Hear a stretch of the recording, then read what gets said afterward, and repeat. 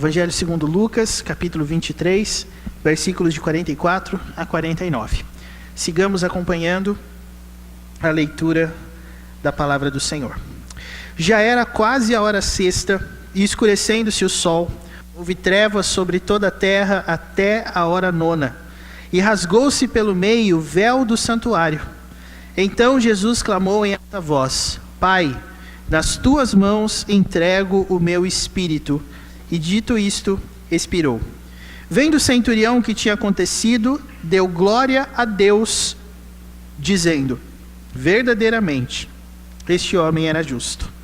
E todas as multidões reunidas para este espetáculo, vendo o que havia acontecido, retiraram-se a lamentar, batendo nos peitos.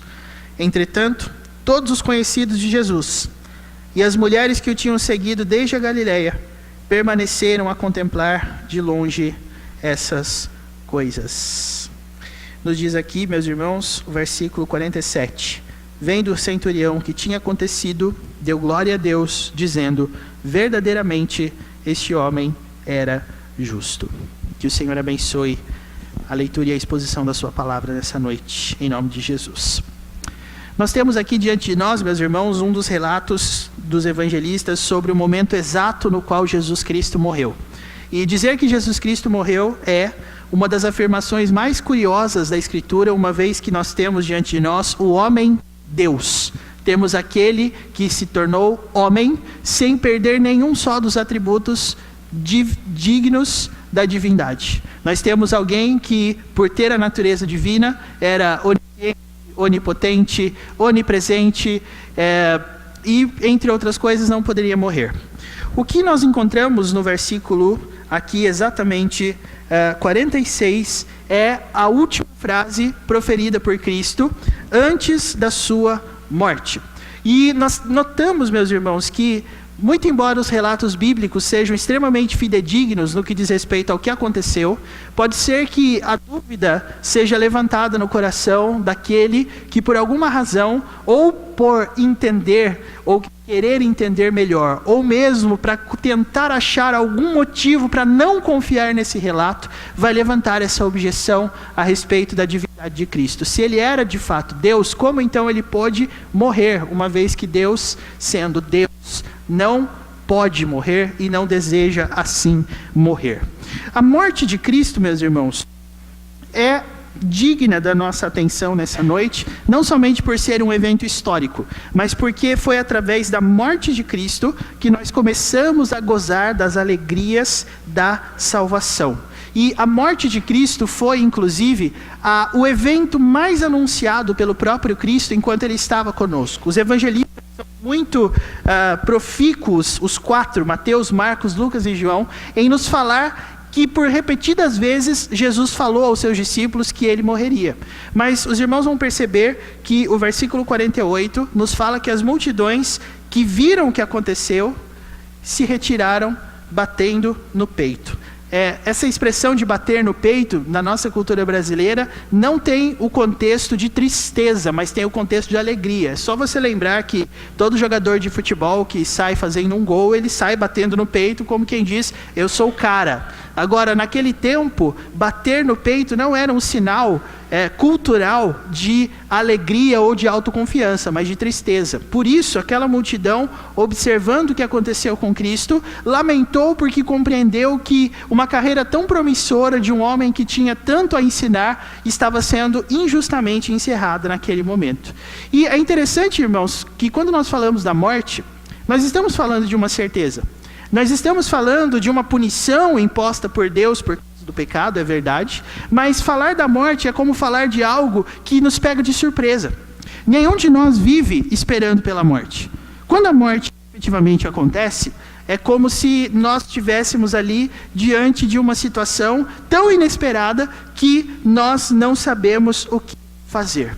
A morte de Cristo nos ensina, porque muito embora nós não tenhamos a natureza divina de Cristo, nós compreendemos que a morte faz parte da nossa história também. E já que a Páscoa é a celebração da morte e da ressurreição de Cristo, nós precisamos falar um pouquinho sobre a morte de Jesus. E aprender com a morte de Jesus como o Filho de Deus vai morrer. qual é a diferença entre a morte de um filho de Deus e a morte de quem não teme a Deus.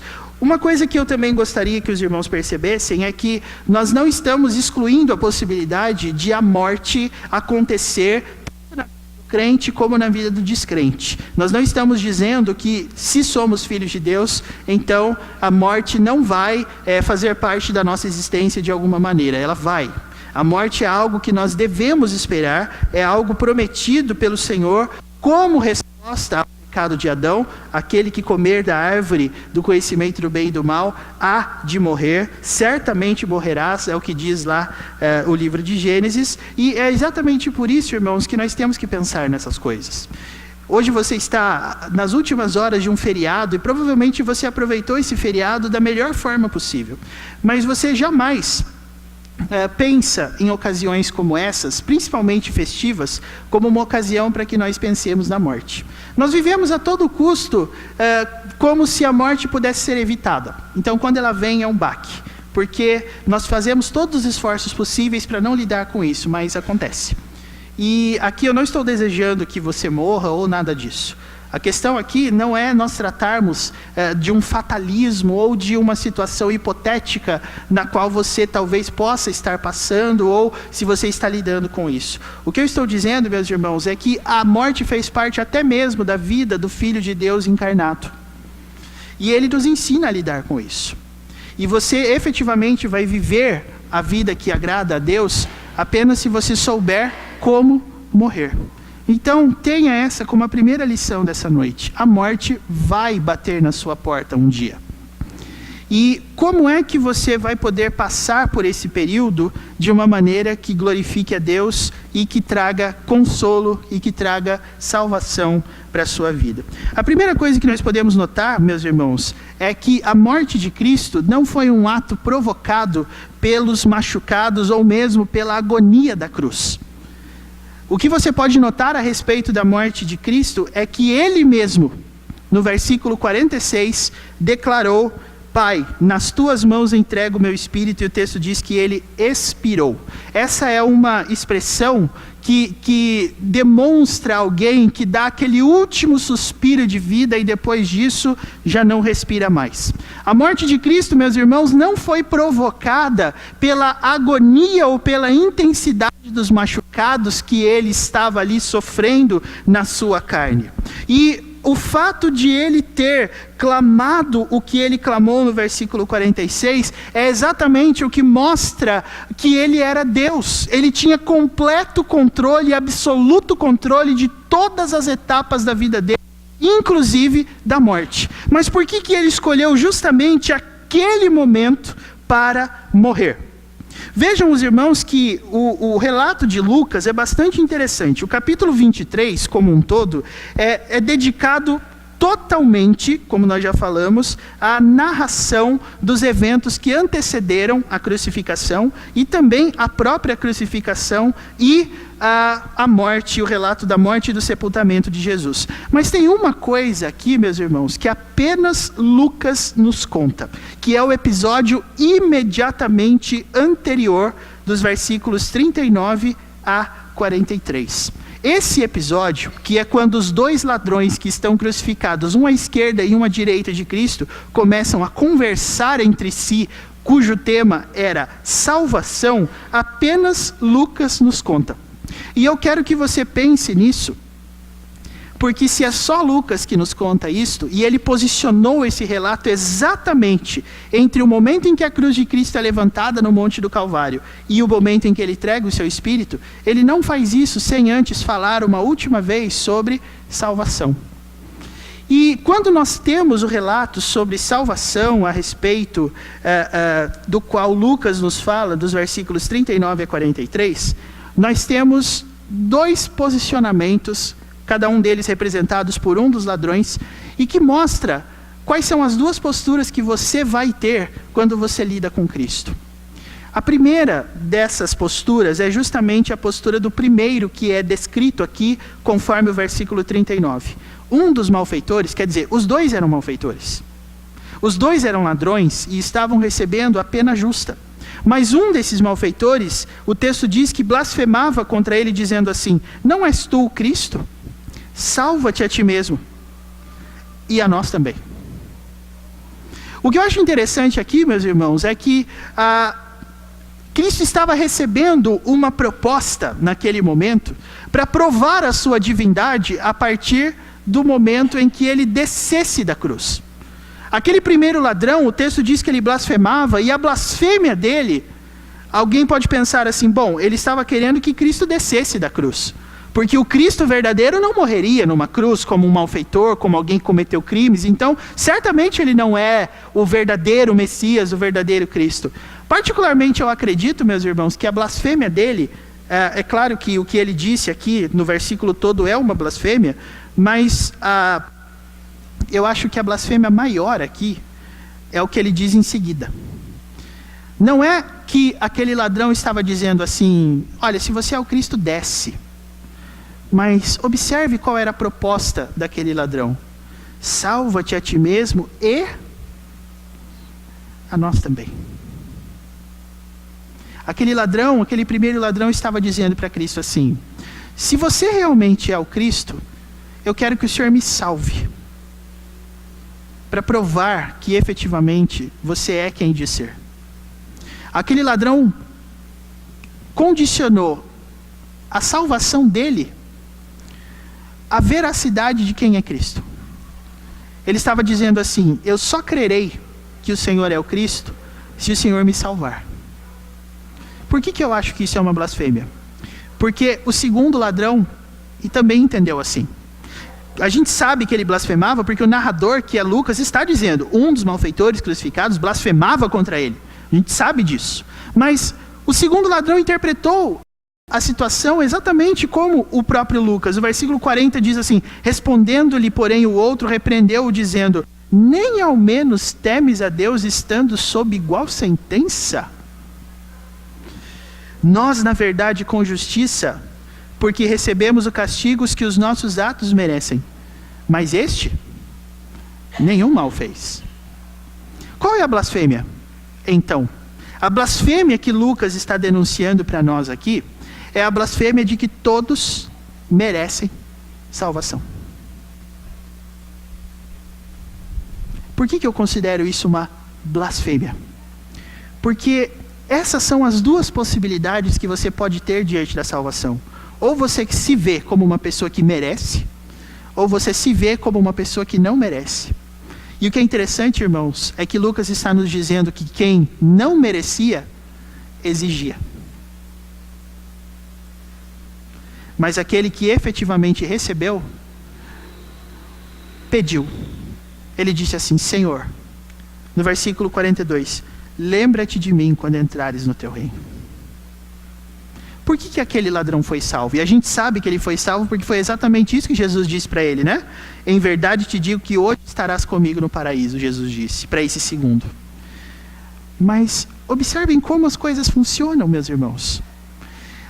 Pode ser que você nunca tenha se preocupado com a salvação em qualquer momento da sua vida. Pode ser que você nunca tenha imaginado que estar numa igreja, ouvindo da palavra de Deus, seria o seu compromisso de um domingo de Páscoa ou de um domingo qualquer. Pode ser que você seja uma pessoa completamente alienada no que diz respeito às coisas de Deus, mas quando nós anunciamos a palavra e nós dizemos verdades sobre o céu, sobre o inferno e sobre o fato de que algumas pessoas vão para o céu, mas outras pessoas vão para o inferno, isso ofende você de uma forma tão grande que você não sai daqui sem poder proferir a mesma blasfêmia.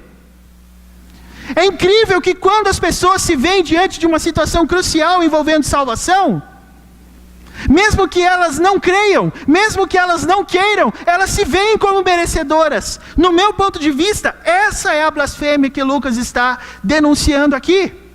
Porque essas pessoas que se comportam como gente que não merece o que passa, são as primeiras pessoas que, mesmo negando salvação, exigem de Deus.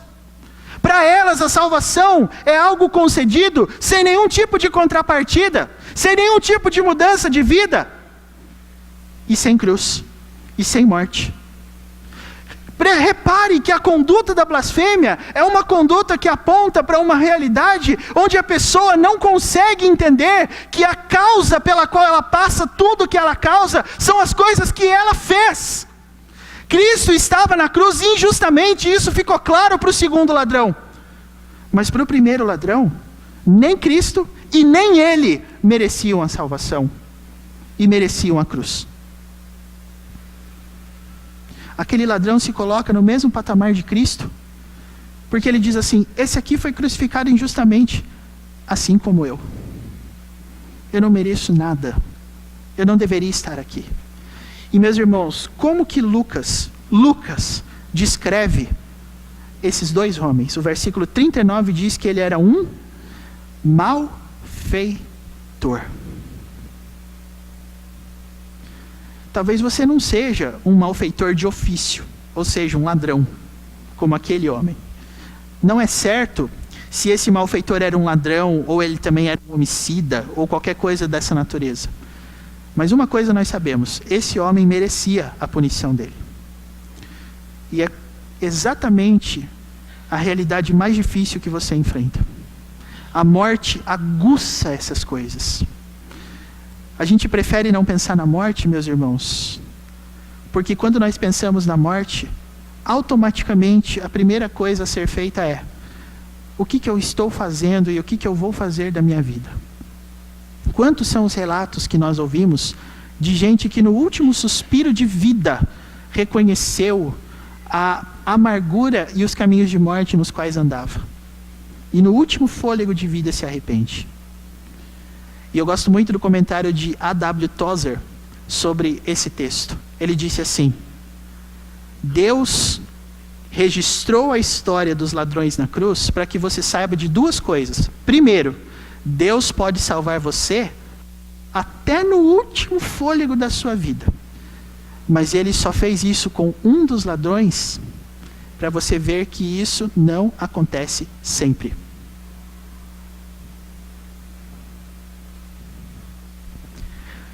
E é por isso que eu quero perguntar para você nessa noite: por que é tão difícil reconhecer a nossa pecaminosidade?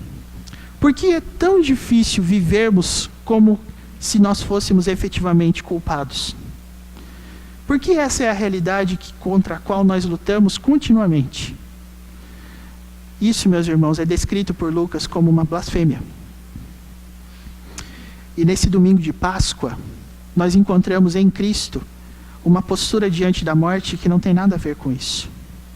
Depois de pela última vez ensinar a respeito da dinâmica da salvação, Jesus disse assim: Pai, em tuas mãos entrego o meu espírito, e expirou. Ou seja, ele não foi morto, ele mesmo tirou a sua própria vida. Não como um suicídio, mas ele disse: agora é a hora de entregar a minha vida para o Senhor. E meus irmãos, apenas o Filho de Deus vai ter uma esperança tão grande, uma convicção tão grande que ele está no caminho certo, que quando ele chegar na morte, na hora da morte, como nós cantamos aqui, ele vai dizer: Senhor, agora é a hora de me encontrar contigo. Quantos são os relatos de irmãos nossos na história, ou irmãos nossos aqui na vida mesmo que nós conhecemos, que no momento de morte, o seu rosto não transparecia desespero, não transparecia tristeza, mas uma alegria própria de quem está dizendo assim: agora é a hora de eu me encontrar com o meu Senhor.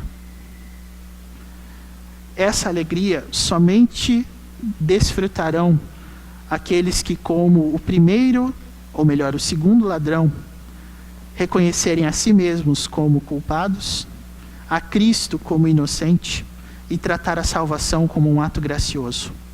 Senhor, se lembra de mim quando o Senhor entrar no teu paraíso.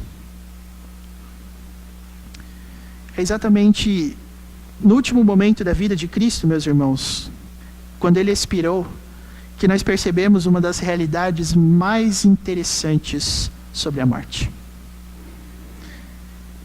E você só vai saber morrer como um filho de Deus se você entender que não existe inocente, que não existe pessoas que merecem um destino diferente da cruz. Se você se comportar como uma pessoa assim nesse momento, você vai ter uma morte muito mais tranquila, porque são exatamente essas pessoas que Cristo dá as boas-vindas no seu paraíso.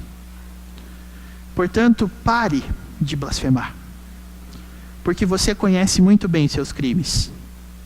Você pode não ser um malfeitor de ofício, como nós falamos, mas com certeza o seu coração, com certeza a sua alma, com certeza os seus pensamentos carregam não somente intenções malignas, mas desejos e todas as coisas que te levam para longe do Senhor.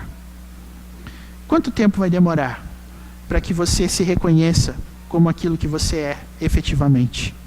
Um perdido pecador, salvo pela graça, não por merecimento. Do que mais você precisa para entender a realidade da cruz e da graça de Deus? O Filho de Deus não morre em desespero.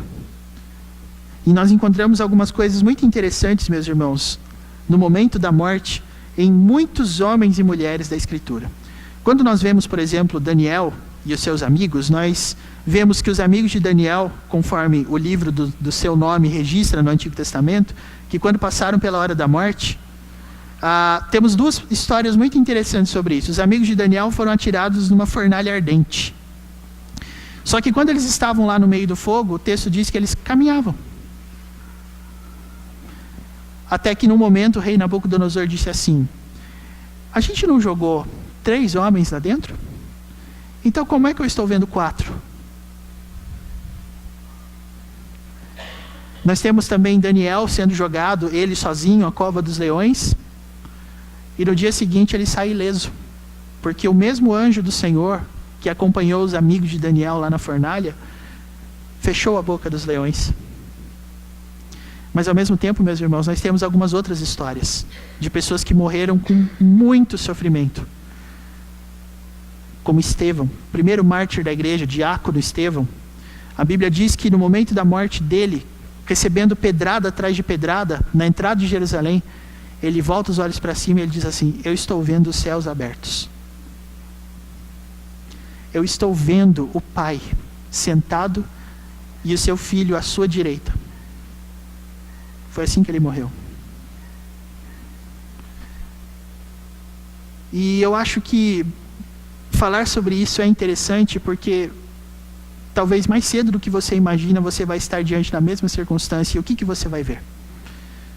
Você vai ver uma cruz vazia, porque aquele que morreu na cruz pelos pecados não merecia morrer, ou você vai morrer negando a vida toda a culpa que existe no seu próprio pecado. Pois saiba, esse não entrou no paraíso. Esse tipo de blasfêmia não dá. Imperdoável. E é exatamente isso que nós aprendemos nesse primeiro momento. Outro dado interessante que o texto nos fala, meus irmãos, é que quando Cristo morreu, o texto diz que era quase a hora sexta. A hora sexta era como o judeu chamava o meio-dia. Cristo morreu ao meio-dia. E o sol se escureceu e houve trevas sobre toda a terra até a hora nona, às 3 horas da tarde. No momento em que o sol deveria estar no maior, do mais pleno do seu fulgor, escureceu. E o texto diz também que o véu do santuário se rasgou.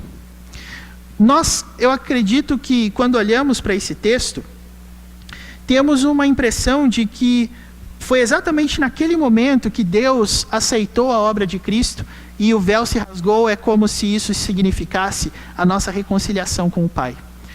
Eu acredito, meus irmãos, que, muito embora isso seja verdade, porque o livro de Hebreus fala que como o véu se rasgou, então nós temos agora livre acesso ao Pai, entramos no Santo dos Santos por causa do sangue de Cristo, eu acredito que a lição aqui é um pouco mais profunda do que isso. Por quê? Porque esse espetáculo, meus irmãos, porque Lucas chama isso de espetáculo, esse espetáculo foi lamentado pelas multidões. Mas esse espetáculo foi celebrado pelo centurião do versículo 47. O que quer dizer que as multidões, quando observaram aquele espetáculo, elas, assim como as mulheres e os conhecidos de Jesus, versículo 49, ficaram olhando de longe. Eles não tiveram a reação adequada àquilo ali, sabe por quê? Porque eu acredito que o que estava acontecendo aqui era que a negridão daquele dia não era a tristeza de Deus por causa da morte de Cristo, mas era uma amostra grátis daquilo que irá acontecer num dia conhecido como o dia do juízo final. O que aconteceu aqui é que o véu do santuário se rasgou, não somente para celebrar a reconciliação, mas para dizer assim: a justiça de Deus está solta no mundo. Porque, irmãos, é assim que a Bíblia relata o dia da volta de Cristo, como um dia onde o sol vai cair do céu, um dia de escuro, para provar o poder de Deus supremo acima de todas as coisas. E nesse dia, haverá pessoas que irão desejar que os montes caiam em cima deles, porque eles não vão suportar a glória de Deus. O que aconteceu naquele dia, irmãos, foi uma amostra do que vai acontecer no dia do juízo final. Mas por que somente o centurião romano aguentou aquele espetáculo? O versículo 47 diz assim: vendo o centurião o que tinha acontecido, deu glória a Deus. E sabe o que ele disse? Ele disse assim, verdadeiramente este homem era justo. Justiça de Deus. E é exatamente isso que o véu do santuário se rasgar significa. O marco da nossa reconciliação, mas ao mesmo tempo que a justiça de Deus foi revelada naquele dia. Ali, meus irmãos, o dia escureceu não para Deus demonstrar o quanto ele ficou triste por causa da morte de Cristo, mas para demonstrar aquilo que vai acontecer quando ele retornar. Quem é que vai aguentar esse espetáculo? Porque eu não sei se você tem noção do que isso significa, mas como nós falamos pela manhã, o sol é a grande esperança de todo que blasfema. Todo aquele que blasfema julga ter tempo suficiente para se arrepender. Ele sempre vai deixar o arrependimento para amanhã, porque ele tem o dia seguinte como uma certeza. Não é preciso que aconteça nada hoje, porque nós vamos ter amanhã, e depois nós vamos ter depois de amanhã, e nós teremos todo o tempo do mundo. Nós tratamos a morte como se fosse uma coisa tão distante, e eu acho que isso revela o tamanho da insensatez do ser humano, porque ele não tem controle de todas as coisas como Cristo. E isso é verdade, irmãos, porque uma das coisas mais interessantes sobre as tentativas de suicídio é que nem sempre elas dão certo.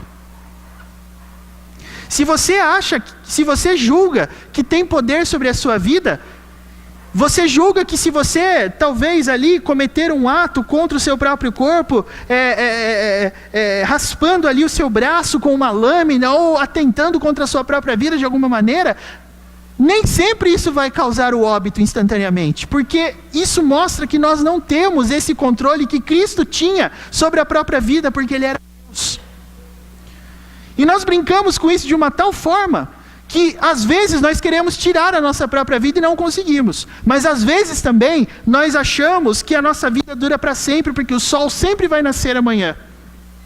É por isso que Deus usa a figura da escuridão aqui. Porque vai haver um dia onde nós vamos acordar de manhã e o sol não vai ter nascido. E o meio-dia, que tem ali o sol no mais potente do seu fulgor e da sua luz, não brilhará. Porque esse dia será o dia onde todo ser humano vai comparecer diante do tribunal de Deus. E sabe o que é o mais interessante, irmãos? Ninguém vai ser pego de surpresa naquele dia. Porque nós estamos sendo avisados continuamente pela palavra de Deus que é assim. Mas nós vivemos como se não fosse. Foi assim nos dias de Noé, quando viria um dilúvio, que demorou, mas ele veio. Foi assim quando Cristo nasceu. Foi assim quando tudo aquilo que estava para acontecer ainda não tinha acontecido, mas quando aconteceu, nem todos foram capazes de identificar isso devidamente. É por essa razão que eu creio que você precisa prestar atenção no relato da morte de Jesus. Porque até mesmo a sua frase, Pai, nas tuas mãos entrego o meu espírito, é uma frase bíblica. Ele citou o Salmo 31, versículo 5.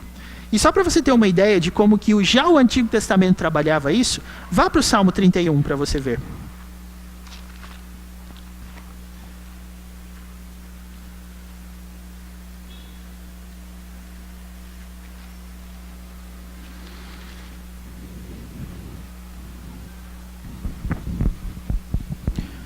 Salmo 31 diz: Em ti, Senhor, me refugio, não seja eu jamais envergonhado. Livra-me por tua justiça. Inclina-me os ouvidos, livra-me depressa. Sê o meu castelo forte, cidadela fortíssima que me salve. Porque tu és a minha rocha e a minha fortaleza. Por causa do teu nome, tu me conduzirás e me guiarás. Tirar-me que as ocultas me armaram, pois tu és a minha fortaleza. Aí vem a citação. Nas tuas mãos entrego o meu espírito. Mas veja, irmãos, o salmista disse: nas tuas mãos entrego o meu espírito, tu me remiste, Senhor. Deus de quê? Deus de quê? Deus da verdade. Da onde vem a tranquilidade de Jesus na hora da morte? Do fato de que ele, diante do Deus da verdade, não estava em débito. E essa é a pior culpa que nós podemos carregar. Se você viver em débitos contra o Deus da verdade, nada pode livrar você do peso dessa condenação. E é exatamente por isso que a morte de Cristo nos ensina, meus irmãos, que se nós queremos morrer como um filho de Deus, morrer como o Filho de Deus morreu efetivamente, o primeiro passo, como nós falamos, é se reconhecer como culpado e reconhecer Cristo como inocente.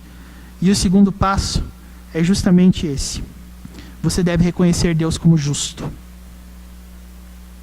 Tudo que Deus faz é justo. Ele é justo. Tudo aquilo que aconteceu aqui é justo. Você jamais vai aceitar a realidade da salvação se você não entender que por trás dela existe uma justiça de Deus. E você sabe por que a salvação é um ato de graça, mas ao mesmo tempo é um ato da justiça de Deus? Porque Deus salva aqueles que reconhecem que o pecado tem um preço. Eu acho muito interessante quando as pessoas lidam com a questão da salvação, porque a Bíblia inteira diz que a salvação é pela graça, em muitos momentos, em muitas oportunidades, e é verdade. Mas a graça de Deus não pressupõe que Deus fez assim com a nossa culpa. Ele a colocou inteiramente sobre os ombros do seu Filho. E se você reconheceu que Deus é justo, você também reconheceu que o preço que ele exige do pecado foi pago, não por você, mas pelo próprio Filho de Deus, o único que poderia suportar a justiça de Deus. Então foi esse o espanto do centurião romano. As trevas ali, os terremotos, 3 horas de trevas espessas, mas Jesus ficou ali. Jesus não saiu dali.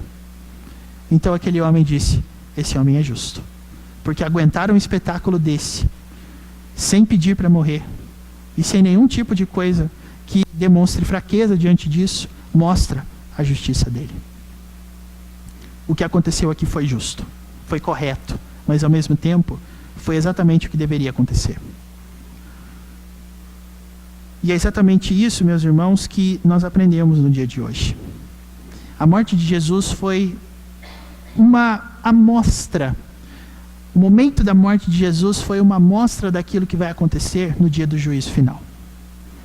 E você tem 2 opções no juízo final: torcer para que não seja com você, ou encará-lo positivamente, com força, porque você não está com débitos com o Deus da verdade. E para nós encerrarmos o nosso momento de meditação, a minha pergunta final para você é: você está preparado para encarar a morte? Você está preparado para encarar o Rei dos Reis, o justo juiz? Você está preparado para se ver diante do tribunal santo de Deus? Se você diz que sim, então uma postura eu espero da palavra de Deus por parte de você. Você vai poder dizer como Jesus: Pai, eu entrego o meu espírito nas tuas mãos. Ou seja, se o Senhor quiser me levar agora, o Senhor pode me levar agora.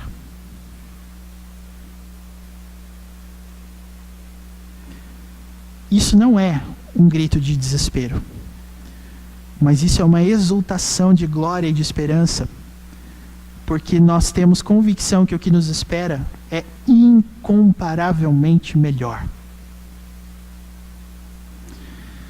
Cristo pode levar você hoje. Se você disser que sim, com certeza essa convicção emana da postura do segundo malfeitor. Este aqui não cometeu crime nenhum. Esses aqui cometeram. Então, Senhor, lembra de mim.